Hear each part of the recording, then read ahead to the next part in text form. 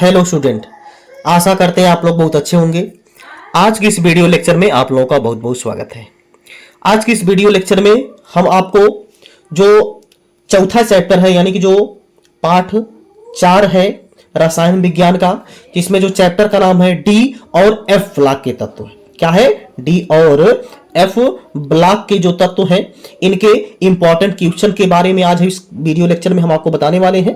तो आप लोग वीडियो लेक्चर को अंत तक देखिएगा ताकि आप लोगों को भी समझ में आ जाए कि कौन कौन सा ऐसा क्वेश्चन है जो अगर हम तैयार करें तो इस जो डी और एफ ब्लॉक के यानी कि चैप्टर है इससे कोई भी क्वेश्चन हमारा ना मिस हो, कोई भी क्वेश्चन हमारा ना छूटे। ठीक है ना? तो चलिए अब हम लोग इस वीडियो लेक्चर की शुरुआत करते हैं। तो पहला क्वेश्चन यहां पे क्या बोला जा रहा है कि पहला क्वेश्चन बोला जा रहा है कि संक्रमण तत्व किन तत्वों को कहते हैं, समझाइए उनके 4 प्रमुख लक्षण लिखिए। यानी जो ट्रांजिशन एलिमेंट होते हैं, जो संक्रमण तत्व होते हैं वो क्या है, उनको आपको क्या करना है, बताना है, और इनके 4 प्रमुख लक्षण भी आप लोग को क्या करना भैया, बता देना है। देखिए जो डी ब्लॉक के तत्व होते हैं, क्या जो डी ब्लॉक के तत्व होते हैं उन्हीं को क्या बोला जाता है भैया, संक्रमण तत्व बोला जाता है, उन्हीं को ट्रांजिशन एलिमेंट बोला जाता है। ये आप लोगों को पता होना चाहिए। ठीक, चलिए इसके बाद दूसरा क्वेश्चन यहां पे क्या बोला जा रहा है। दूसरा क्वेश्चन यहां पे है कि संक्रमण तत्व क्या है, निम्नलिखित गुणों को कारण सहित स्पष्ट कीजिए। संक्रमण तत्व की आपको क्या करना है, परिभाषा देना है, और ये रंगीन आयन क्यों बनाते हैं, और ये उत्प्रेरकीय गुण यानी कि ये क्या करते हैं, उत्प्रेरक का कार्य करते हैं, इनमें उत्प्रेरकीय गुण पाया जाता है, ये क्यों होता है, और ये रंगीन आयन क्यों बनाते हैं, ये दोनों भैया आप लोगों को आपको इसमें अच्छी तरीके से क्या करना है, तैयार कर लेना है। आप लोग इसी को अच्छी तरीके से तैयार कर लीजिएगा ताकि इसमें से आप लोगों का जो भी क्वेश्चन है वो कोई भी क्वेश्चन आपका मिस ना हो पाए। ठीक है ना? चलिए इसके बाद हम लोग बात करेंगे क्वेश्चन नंबर 3 की। ठीक, तो क्वेश्चन नंबर 3 यहां पे क्या बोला जा रहा है कि डी ब्लॉक के तत्व क्या हैं, उनको संक्रमण तत्व क्यों कहते हैं। जो डी ब्लॉक के तत्व होते हैं उनको संक्रमण तत्व क्यों बोलते हैं, यानी ट्रांजिशन एलिमेंट क्यों बोलते हैं, उनके निम्नलिखित गुणों को कारण सहित स्पष्ट कीजिए। पहला है चुंबकीय गुण, यानी कि मैग्नेटिक बिहेवियर, अर्थात ये अनुचुंबकीय होगा कि प्रतिचुंबकीय होगा। अनुचुंबकीय क्या होता है, प्रतिचुंबकीय क्या होता है, ये आप लोगों को इसमें बता देना है। और विभिन्न ऑक्सीकरण अवस्थाएं, जो डी ब्लॉक के एलिमेंट होते हैं यानी कि जो ट्रांजिशन एलिमेंट होते हैं ये विभिन्न प्रकार की ऑक्सीकरण अवस्था प्रदर्शित करते हैं, मतलब कि एक से अधिक प्रकार की ऑक्सीकरण अवस्था दिखाते हैं। इन्हीं को हम लोग बोलते हैं वेरिएबल बैलेंसिंग। ठीक है ना? तो ये क्यों होता है ये भी आप लोग को क्या करना है, इसमें अच्छी तरीके से याद कर लेना है, तैयार कर लेना है। ठीक, चलिए इसके बाद हम लोग अगले क्वेश्चन की तरफ आगे बढ़ेंगे। अगला क्वेश्चन बोला जा रहा है कि लैंथेनाइड क्या है, उनके नाम और इलेक्ट्रॉनिक विन्यास लिखिए। जो लैंथेनाइड होते हैं ये क्या होते हैं, इनके नाम और इलेक्ट्रॉनिक विन्यास आप लोगों को बताना है। इनके परमाणु क्रमांक बढ़ने के साथ साथ इनके आकार में कमी क्यों आती है, और उनकी ऑक्सीकरण अवस्थाओं को समझाइए। देखिए अब आप इसको एक बार समझ लीजिए। जो डी ब्लॉक के एलिमेंट होते हैं या फिर जो लैंथेनाइड एलिमेंट होते हैं उनके साइज में क्या होती है, डिक्री, यानी उनकी साइज क्या होती है, निरंतर घटती जाती है, जिसको हम लोग लैंथेनाइड संकुचन बोलते हैं। क्या बोलते हैं इसको हम लोग भैया, इसको हम लोग बोलते हैं लैंथेनाइड संकुचन बोलते हैं। क्या बोलते हैं, लैंथेनाइड संकुचन। तो ये लैंथेनाइड संकुचन क्यों होता है ये आप लोगों को क्या करना है, बताना है। यही आपको इसमें क्या कर लेना है, इसका आंसर आप लोगों को तैयार कर लेना है। ठीक, और उसकी ऑक्सीकरण अवस्था, जो लैंथेनाइड एलिमेंट होते हैं विभिन्न प्रकार की ऑक्सीकरण अवस्था प्रदर्शित करते हैं, क्यों होते हैं, कैसे होते हैं, ये भी आप लोग अच्छी तरीके से इसमें तैयार कर लीजिएगा। ठीक, चलिए अब हम 5वें क्वेश्चन की तरफ आगे बढ़ते हैं।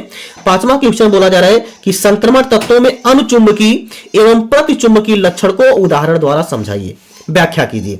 यानी कि अनुचुंबकीय और प्रतिचुंबकीय गुण क्या होता है, यानी कब कोई भी एलिमेंट जो होता है वो अनुचुंबकीय होता है और कब प्रतिचुंबकीय, जिसको हम लोग इंग्लिश में पैरामैग्नेटिक और डायमैग्नेटिक बोलते हैं। तो ये क्या होता है, क्यों होता है, ये आप लोगों को क्या करना है, अच्छी तरीके से तैयार कर लेना है। और इसमें देखिए आप लोगों को कोई एलिमेंट भी दे दिया जाएगा और उसमें पूछ दिया जाएगा इसका चुंबकीय गुण आप लोगों को बताना है, मतलब कि अनुचुंबकीय होगा कि प्रतिचुंबकीय होगा, ऐसे भी क्वेश्चन बन सकता है। तो ये आप लोग अच्छी तरीके से इसमें जो है कि तैयार कर लीजिएगा। ठीक, चलिए इसके बाद छठे क्वेश्चन की तरफ हम आगे चले। तो छठा क्वेश्चन यहां पे क्या कह रहा है पोटेशियम डाइक्रोमेट यानी कि K2Cr2O7 बनाने की विधि का रासायनिक समीकरण लिखिए तथा इसका अम्लीय SO2 एवं HCl के साथ अभिक्रिया लिखिए। ये जो चैप्टर है डी और एफ ब्लॉक के तत्व, इसमें दो यौगिक हम लोग को पढ़ना है। एक तो पढ़ना है यही पोटेशियम डाइक्रोमेट यानी कि K2Cr2O7 और एक पढ़ना है पोटेशियम परमैंगनेट, इसका फार्मूला होता है KMnO4। ठीक है ना। तो यही दो यौगिक ऐसे हैं जो इस चैप्टर में हम लोग को पढ़ना है और दो में से एक हर साल एग्जाम में पूछा जाता है।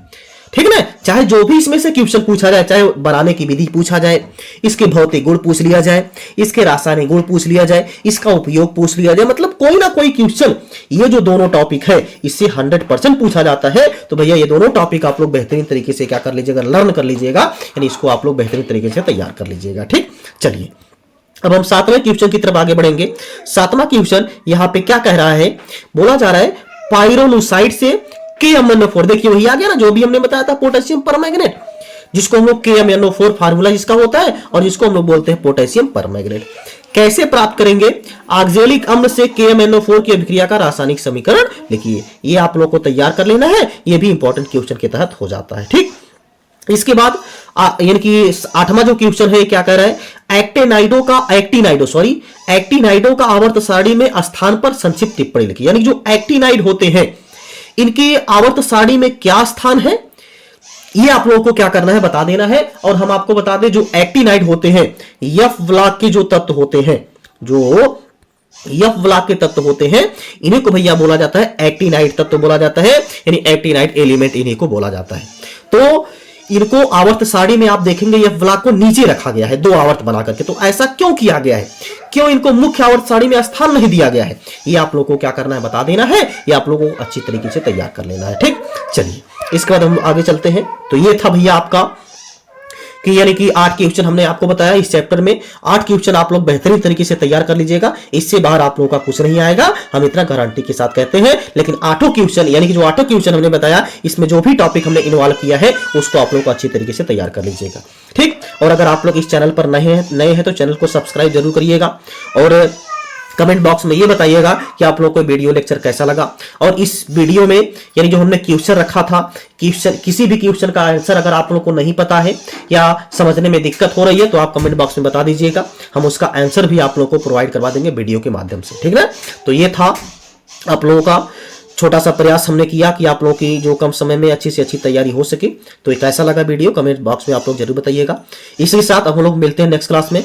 और हाँ, आप लोगों को ये भी हम आपको बता देना चाहते हैं कि आप लोगों को ये अगर समस्या होती है कि हम लोग कहाँ से पढ़ें कैसे पढ़ें, तो हमारा ये जो चैनल है इसमें प्लेलिस्ट बनी हुई है, प्लेलिस्ट में आप लोग चले जाइएगा।